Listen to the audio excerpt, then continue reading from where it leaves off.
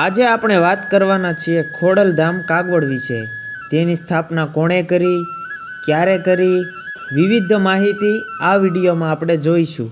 Shri Khodaldham trust Kagvad દ્વારા રાજકોટ જિલ્લાના જેતપુર તાલુકાના કાગવડ ગામ પાસે બેનમૂન શિલ્પ સ્થાપત્ય સાથે અને શાસ્ત્ર અનુસાર ભવ્યાતિ ભવ્ય ખોડલધામ મંદિરનું નિર્માણ કાર્ય કરાયું છે. રાજસ્થાનના ભરતપુર જિલ્લાના બયાના ગામ નજીક ખાણમાંથી નીકળતા બંસી પહાડપુરના 2,30,000 ઘનફૂટ પથ્થરમાંથી ખોડલધામ મંદિરનું નિર્માણ કરાયું છે. મંદિરની પહોળાઈ જોઈએ તો 252 ફૂટ અને 5 ઇંચ છે. મંદિરની લંબાઈ 298 ફૂટ 7 ઇંચ છે, જ્યારે જમીનથી ધ્વજદંડ સુધીની ઊંચાઈ 159 ફૂટ અને 1 ઇંચ છે. મંદિરની કારીગરાઈની વાત કરીએ તો ઓરિસ્સાના કારીગરોએ કંડારેલી 650 જેટલી મૂર્તિ ખોડલધામ મંદિરના મંડોરથી શિખર સુધીમાં મૂકવામાં આવી છે. મંદિરમાં કુલ 238 પિલર અને 93 નંગ છત છે.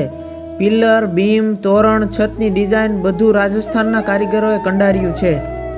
આ ભવ્ય મંદિરમાં ખોડિયારમાંની મૂર્તિ સાથે સાથે માં અંબામાં, બહુચરમાં, આશાપુરામાં, વેરાઈમાં, મહાકાળીમાં, અન્નપૂર્ણામાં, ગાત્રાળમાં, રાંદલમાં, બુટ ભવાનીમાં, બ્રહ્માણીમાં, મોમાઈમાં, ચામુંડમાં, ગેલમાં, શિહોરીમાં, નાગબાઈમાં, હરસિદ્ધિમાં, વીર હનુમાનજી, ગણપતિજી, રામ, સીતા અને રાધાકૃષ્ણની મૂર્તિ સ્થાપિત કરવામાં આવી છે. ખોડલધામ મંદિર બનાવવા માટે ઘણી જગ્યાઓ જોઈ હતી, પરંતુ રાજકોટ અને જેતપુર વચ્ચે કાગવડ ગામની નજીક પણ જગ્યા જોઈ હતી. આ જમીન બધી રીતે અનુકૂળ લાગી હતી. સાથે સાથે ખોડલધામ મંદિરની ટોચ પર એક 14 ફૂટ ઊંચો 6 ટનનો સુવર્ણ જડિત કળશ સ્થાપિત કરાયો છે. કલશની પાસે 40 ફૂટ ઊંચો ધ્વજદંડ મૂકવામાં આવ્યો છે.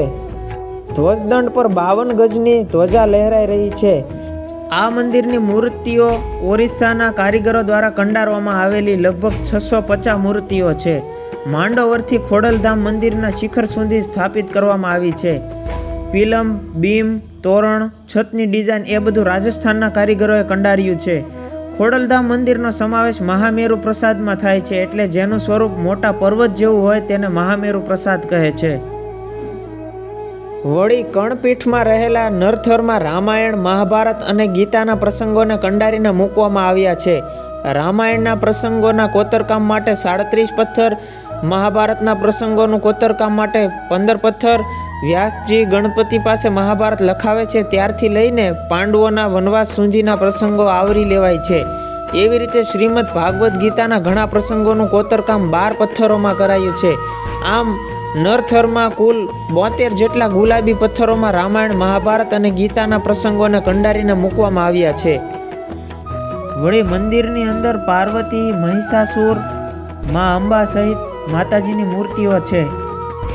અને વિષ્ણુના 10 અવતારો અને 24 સ્વરૂપો, સૂર્યના 12 સ્વરૂપો, સરસ્વતીના 8 સ્વરૂપો, બ્રહ્માજીના 4 સ્વરૂપો, પાર્વતીના 20, શિવજીના 12 સ્વરૂપો અને ભૈરવજીની 3-3 ફૂટની મૂર્તિઓ સજ્જ છે. સાથે સાથે આપણે ખોડલધામ મંદિરના પગથિયા ઉપર જતા નૃત્ય મંચમાં પહેલો ઘુમ્મટ આવે છે અને પછી ઉમરો પાર કરીને અંદર પ્રવેશ કરીએ એટલે મુખ્ય ઘુમ્મટના દર્શન થાય છે. ખોડલધામ મંદિરના મુખ્ય કલાત્મક ઘુમ્મટના 16 મૂર્તિઓ સ્થાપિત કરવામાં આવી છે, જેમાં 4 ખૂણા, 4 દિશાઓ અને 8 સૂર્યના સ્વરૂપની પ્રતિમાઓનો સમાવેશ થાય છે. અને ખોડલધામ ટ્રસ્ટ દ્વારા કેન્સર હોસ્પિટલ અને રિસર્ચ સેન્ટરનું ભૂમિપૂજન પણ કરવામાં આવ્યું છે.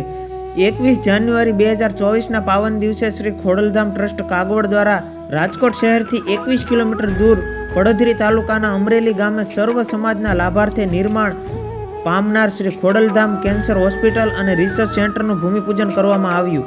દેશના વડાપ્રધાન શ્રી નરેન્દ્રભાઈ મોદી સાહેબની વર્ચ્યુઅલ ઉપસ્થિતિ અને ગુજરાતના મુખ્યમંત્રી શ્રી ભૂપેન્દ્રભાઈ પટેલ, કેન્દ્રીય સ્વાસ્થ્ય મંત્રી શ્રી મનસુખભાઈ માંડવિયા અને શ્રી ખોડલધામ ટ્રસ્ટ કાગવડના ચેરમેન શ્રી નરેશભાઈ પટેલની હાજરીમાં શ્રી ખોડલધામ મંદિર કાગવડ ખાતે શ્રી ખોડલધામ કેન્સર હોસ્પિટલ અને રિસર્ચ સેન્ટરનો ભવ્યાતિ ભવ્ય ભૂમિપૂજન સમારોહ યોજાયો હતો. તો મિત્રો, આ તો ખોડલધામ કાગવડ વિશેનો થોડોક ઇતિહાસ. વિડીયો ગમ્યો હોય તો લાઈક અને સબસ્ક્રાઈબ કરવાનું ભૂલતા નહીં મિત્રો. જય માં ખોડિયાર માં મિત્રો.